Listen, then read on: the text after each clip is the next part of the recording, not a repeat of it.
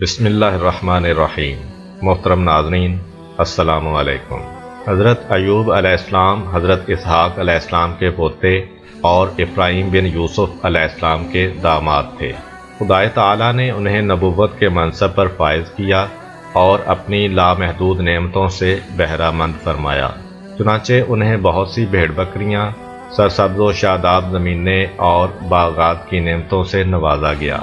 حضرت ایوب علیہ السلام خدا کی نعمتوں کا شکر اس طرح ادا کیا کرتے کہ ہمیشہ یتیم اور حاجت مند لوگ ان کے دسترخوان پر موجود ہوتے، اور وہ اپنے اعزاء و اقرباء سے محبت اور مہربانی سے پیش آتے تھے۔ شیطان کے جسے اس وقت تک آسمانوں میں جانے کی اجازت تھی اور وہاں اس کا داخلہ ممنوع نہ ہوا تھا، اس نے دیکھا کہ خدا کی نعمتوں کا شکر ادا کرتے کرتے حضرت ایوب علیہ السلام کا مرتبہ بہت بلند ہو گیا ہے، اور فرشتے بھی ان کو عزت و احترام کے ساتھ یاد کرتے ہیں۔ چونکہ شیطان ہر وقت اس کوشش میں رہتا ہے کہ نیک بخت لوگوں کو بد نصیبی میں مبتلا کر دے اور ایماندار لوگوں کو خدا کے راستے سے بھٹکا دے، لہٰذا اس نے حضرت ایوب علیہ السلام کا مرتبہ گھٹانے اور انہیں بدبختی کے پاتال میں گرا دینے کا فیصلہ کیا۔ چنانچہ اس نے بارگاہ الہی میں عرض کیا، اے پروردگار، یہ تمام شکر گزاری جو ایوب علیہ السلام کی طرف سے دیکھنے میں آتی ہے وہ ان بے حساب نعمتوں کی وجہ سے ہے جو تو نے انہیں بخشی ہیں، لیکن اگر تو یہ نعمتیں ان سے واپس لے لے اور انہیں مصیبتوں میں مبتلا کر دے تو اس کی سپاس گزاری کا خاتمہ ہو جائے گا، اور پھر وہ ہرگز تیری کسی بھی نعمت کا شکر ادا نہیں کرے گا۔ بس اب تو مجھے اس کی بے حساب دولت پر اختیار دے دے تاکہ یہ ثابت ہو جائے کہ میں جو کچھ کہہ رہا ہوں وہ درست ہے۔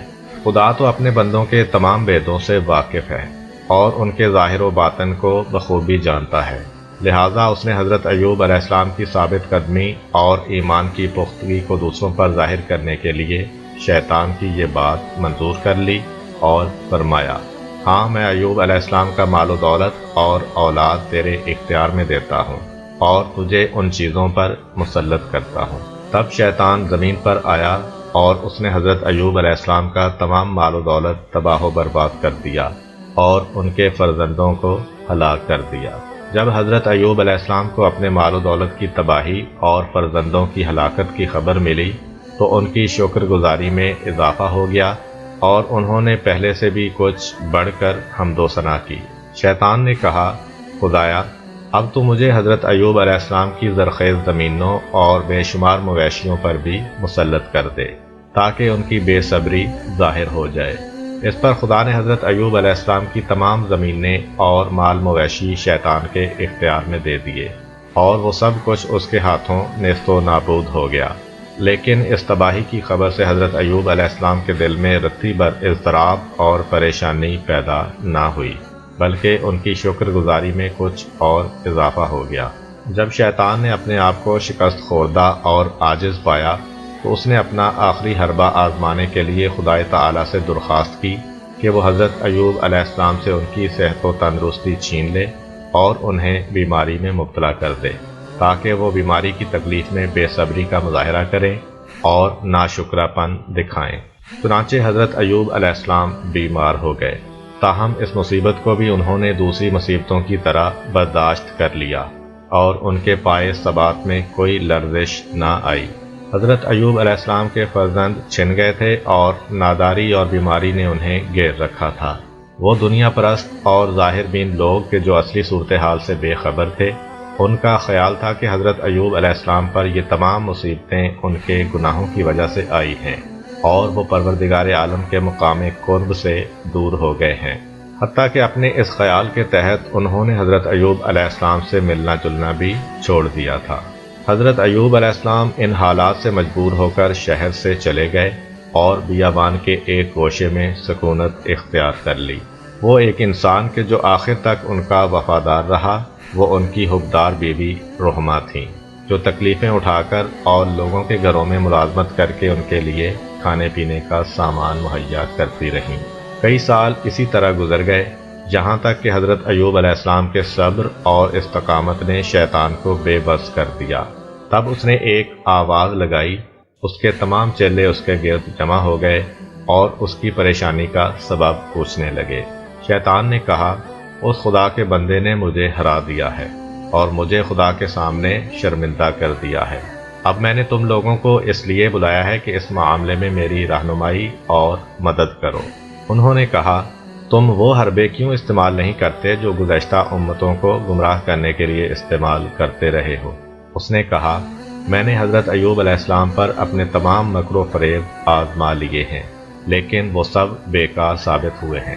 انہوں نے پوچھا، تم نے ان کے باپ حضرت آدم علیہ السلام کو کس طرح بہشت سے نکلوایا تھا؟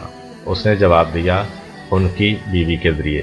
اب بھی وہی طریقہ استعمال کرو اور حضرت ایوب علیہ السلام کو ان کی بیوی کے ذریعے گمراہ کرنے کی کوشش کرو، کیونکہ اس کی بیوی کے علاوہ اس کے پاس کسی اور کی آمد و رفت نہیں ہے۔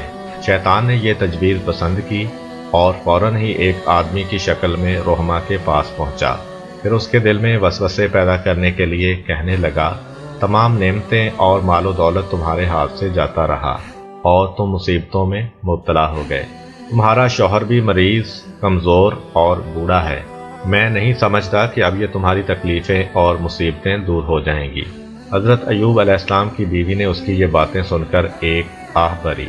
شیطان نے کہا، تم یہ بھیڑ ایوب علیہ السلام کے پاس لے جاؤ اور کہو کہ وہ اسے ذبح کرے، لیکن ذبح کرتے وقت خدا کا نام زبان پر نہ لائے تاکہ وہ بیماری سے شفا پائے۔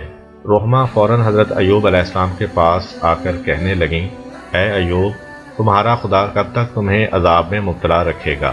کیا وہ تم پر رحم نہیں کھائے گا؟ تمہاری وہ تمام دولت اور فرزند کیا ہوئے؟ تمہارے چہرے کی خوبصورتی کہاں گئی؟ آؤ اور خدا کا نام لیے بغیر اس بھیڑ کو ذبح کرو اور تمام تکالیف سے نجات پاؤ۔ حضرت ایوب علیہ السلام نے کہا، کیا خدا کا وہ دشمن تمہارے پاس آیا اور اس نے تمہارے دل میں وسوسہ ڈالا ہے جسے تم نے قبول کر لیا ہے؟ بھلا یہ تو بتاؤ کہ وہ تمام نعمتیں جو ہمیں میسر تھیں ہمیں کس نے دی تھیں؟ رحمہ نے جواب دیا، خدا نے۔ حضرت ایوب علیہ السلام نے پوچھا، ہم نے کتنے سال ناز و نعمت میں بسر کیے؟ ان کی بیوی نے جواب دیا، 80 سال۔ حضرت ایوب علیہ السلام نے کہا، جب سے خدا نے ہمیں ان تکالیف میں مبتلا کیا ہے اسے کتنی مدت گزری ہے؟ ان کی بیوی نے کہا، 7 سال۔ حضرت ایوب علیہ السلام نے کہا، وائے ہو تم پر کہ تم نے سخت ناانصافی کی ہے۔ تم نے اس وقت تک صبر کیوں نہیں کیا کہ اس تکلیف کی مدت ہماری آسائش کی مدت کے برابر ہو جاتی؟ پھر تم مجھ سے کہہ رہی ہو کہ میں یہ بھیڑ خدا کے سوا کسی اور کے نام پر ذبح کروں۔ خدا کی قسم، اگر اس نے مجھے شفا بخشی تو میں تمہارے اس گناہ کے بدلے میں تمہیں 100 تازیانے لگاؤں گا۔ اب تم میرے پاس سے چلی جاؤ کہ تمہارا کھانا اور پانی مجھ پر حرام ہے، اور آئندہ میں تمہارے ہاتھ سے کچھ نہیں کھاؤں گا۔ جب حضرت ایوب علیہ السلام کی بیوی مجبوراً وہاں سے چلی گئی تو انہوں نے خود کو انتہائی تکلیف اور مصیبت میں پایا۔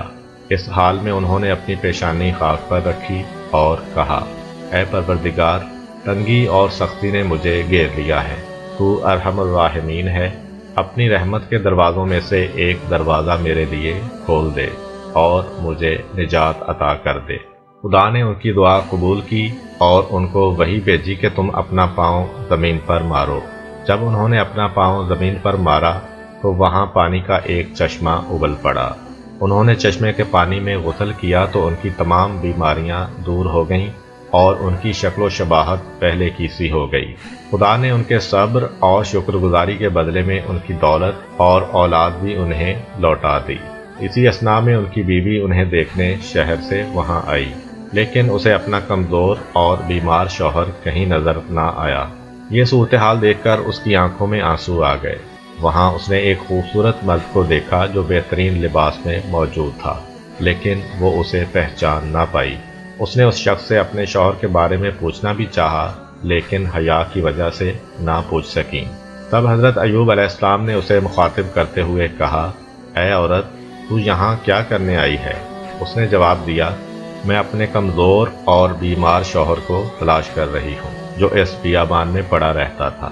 نہ جانے اب وہ کہاں چلا گیا ہے اور اس پر کیا آفت ٹوٹی ہے۔ حضرت ایوب علیہ السلام نے کہا، اگر تم اسے دیکھو تو پہچان لوگی۔ ان کی بیوی نے کہا، تندرستی اور خوشحالی کے زمانے میں وہ قریب قریب تمہارے جیسا ہی تھا۔ انہوں نے کہا، سنو، میں وہی ایوب ہوں کہ جسے تم شیطان کی پیروی کرنے کو کہہ رہی تھیں۔ تاہم میں نے خدا کی اطاعت کی اور اسی سے گزارش کی کہ وہ سبھی پہلی نعمتیں مجھے لوٹا دے۔ اس وقت حضرت ایوب علیہ السلام پر وحی آئی کہ تم نے اپنی بیوی کی سزا کے لیے اسے 100 تازیانے لگانے کی قسم کھائی تھی، بس اب تم 100 کھپچیوں کا ایک گٹھا بنا کر آہستہ سے بیوی کے بدن پر مارو تاکہ تمہاری قسم بھی پوری ہو جائے اور تمہاری خدمت گزار بیوی کو کوئی تکلیف بھی نہ پہنچے، کیونکہ وہ پریشانی اور سختی کے زمانے میں تمہاری وفادار رہی ہے۔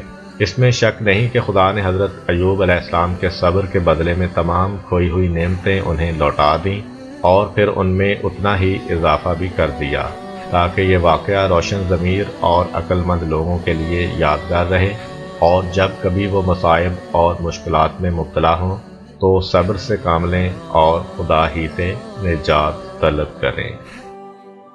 اگر آپ کو ہماری ویڈیو اچھی لگی ہے تو ویڈیو کو لائک کریں اور مزید اس طرح کی ویڈیوز دیکھنے کے لیے ہمارا چینل سبسکرائب کر لیں۔ ملتے ہیں نیکسٹ ویڈیو میں، اجازت دیجیے، اللہ حافظ۔